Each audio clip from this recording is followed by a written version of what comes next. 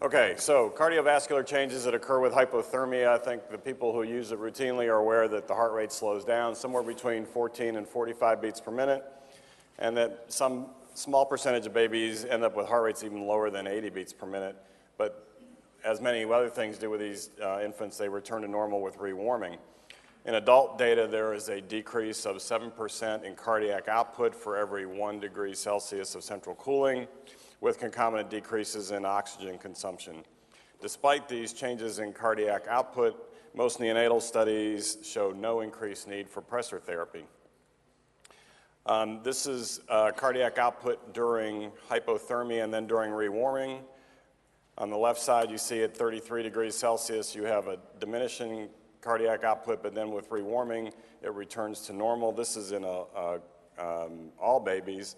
If you separate it out for those who were receiving dobutamine therapy, you can see there was a much larger increase in cardiac output with rewarming in the babies who were on dobutamine. These effects were independent of heart rate, so it relates to myocardial function and stroke volume. There's an initial increase in systemic vascular resistance with a release in endogenous catecholamines and cortisol. These increase serum lactate concentrations, but without an increase in metabolic acidosis, and as you all know, lactate levels often correlate with the severity of asphyxia. Renal blood flow is diminished, and renal blood flow determines the majority of drug clearance, but the effects of asphyxia seem to overwhelm any changes due to hypothermia in terms of renal blood flow and glomerular filtration. Hepatic blood flow is also diminished with hypothermia, and the cytochrome P450 system is decreased somewhere in the neighborhood of 7 to 22%. That data is in children. So as many other things, we have limited data, which makes this talk shorter, which means you go home sooner. Most research has been done in adults. What hasn't been done in adults has been done in animals without the effects of perinatal asphyxia. So if you take different models and you just make them cold, it doesn't account for the effects of asphyxia that we see in babies. And with many other studies, their temperatures go down as low as 28 degrees Celsius rather than the degree of hypothermia that we use in babies from 33 to 34 degrees.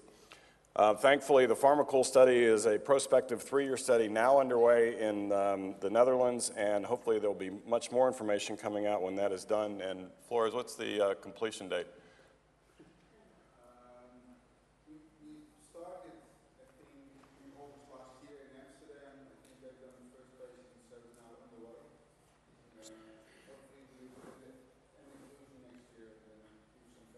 That would be great. All right, so what happens to the volume of distribution? Well, blood is shunted away from the kidneys, the liver, the intestines, and the skin, vasoconstriction. But there's also changes in the blood pH that affect partitioning, and so that weak acids, drugs that are weak acids, will have a decreased volume of distribution, whereas drugs that are weak bases will have an increased volume of distribution. And so therefore, you see with drugs like gentamicin, fentanyl, morphine, and pancuronium, the volume of distribution is decreased, whereas for drugs like phenobarbital and midazolam, volume of distribution is increased. What drugs do we usually use? Well, the quick short list is drugs you're treating for sepsis, like ampicillin, gentamicin, and cefotaxime, and the only data that I'm aware of is with gentamicin.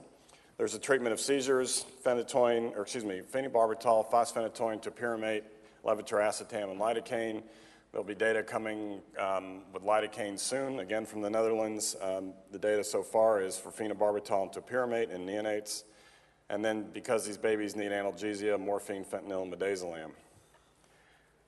Quickly through gentamicin, if you take asphyxiated piglets, gentamicin clearance correlated with the degree of renal dysfunction, but was not additionally affected by mild hypothermia.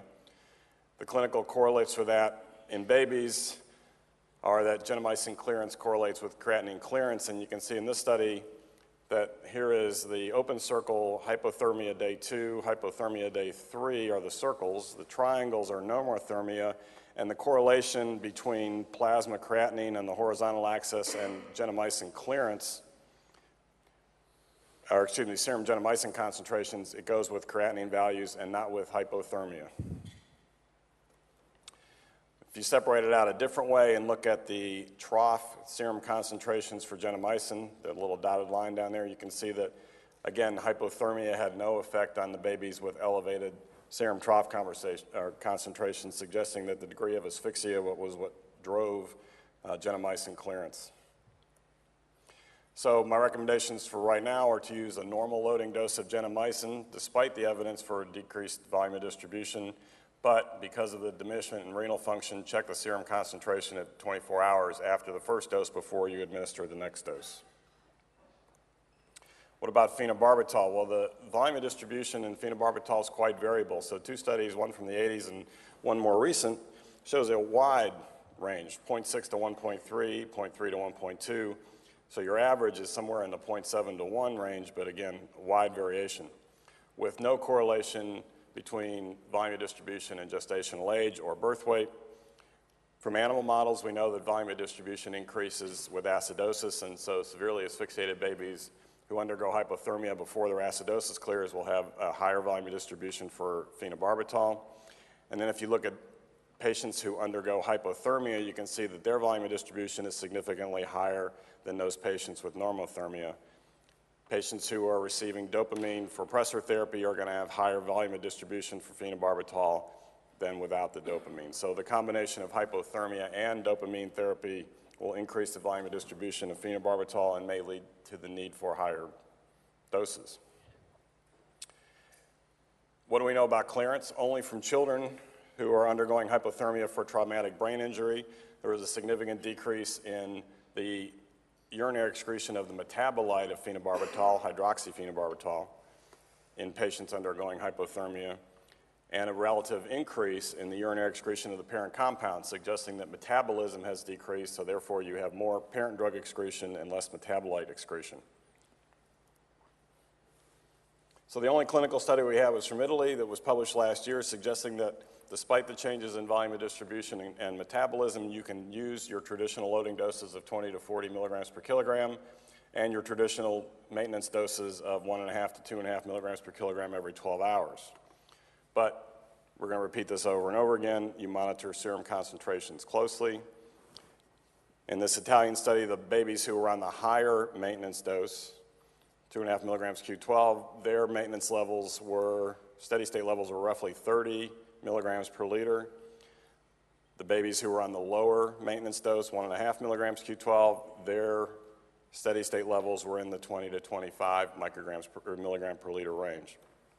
So those are generally considered adequate and therapeutic serum levels. So despite, again, the changes in pharmacokinetic parameters, you can use traditional doses as long as you monitor them.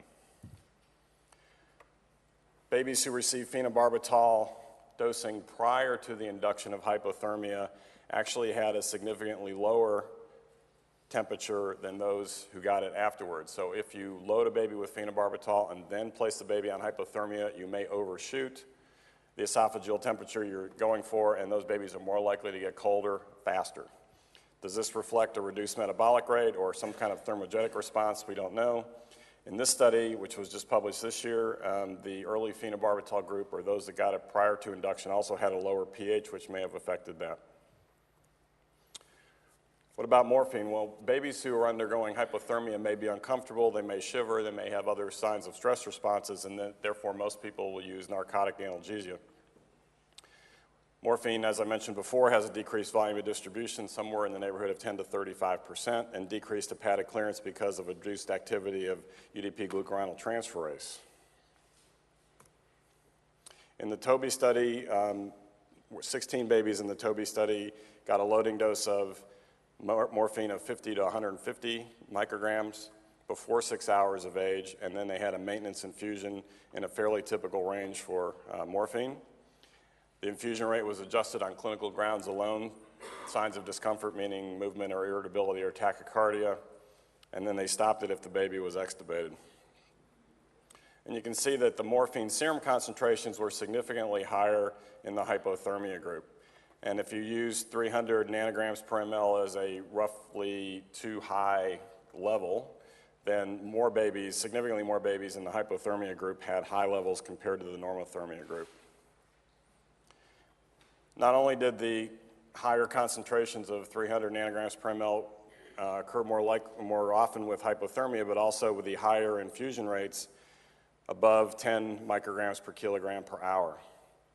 So the combination led to very significantly high morphine levels. Now, as our friends from the Netherlands and others can tell you, there are wide ranges in how people use morphine and how much correlation there is between serum morphine concentrations and therapeutic benefit is a little bit unclear, but nonetheless, these are the levels that were found. So in general, I would recommend that babies who are undergoing hypothermia would get lower than the usual loading dose and maintenance infusions in the lower end of the traditional range with, again, monitoring for clinical signs of discomfort. Fentanyl has a smaller volume of distribution and slower clearance because of 3A4 metabolism that's decreased by 30% at temperatures that we use, or close to what we use at 32 degrees. And so as with morphine, you would use lower than normal loading doses for fentanyl and lower than normal maintenance infusion doses. Midazolam is used in some units for sedation still, especially in term babies. The only data we have is from children with traumatic brain injury where there's an increased volume of distribution that then drops back to normal during rewarming. Clearance that's low during hypothermia that increases during rewarming. And you can see that the volume of distribution in the hypothermia was almost double that during the rewarming and late phase, and the clearance dramatically increased with rewarming. This is that graphically in the children with traumatic brain injury and continuous infusions of 5 micrograms per kilogram per minute of midazolam. This open squares are the temperature rising during rewarming. You can see that while the temperature was low, midazolam concentrations went up. As the rewarming occurred, midazolam concentrations went down.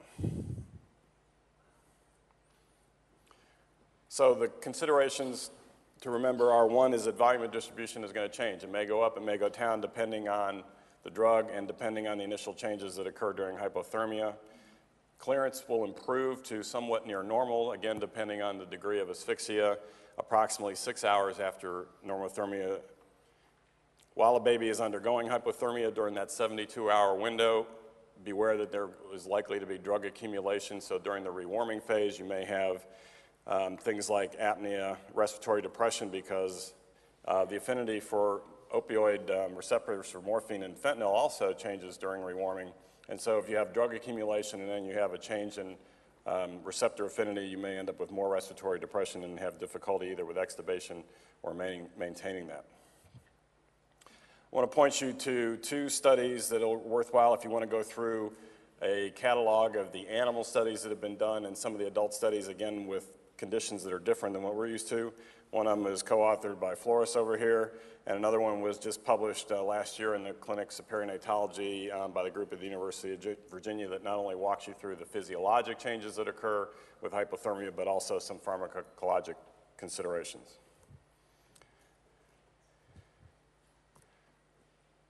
Thank you. And focused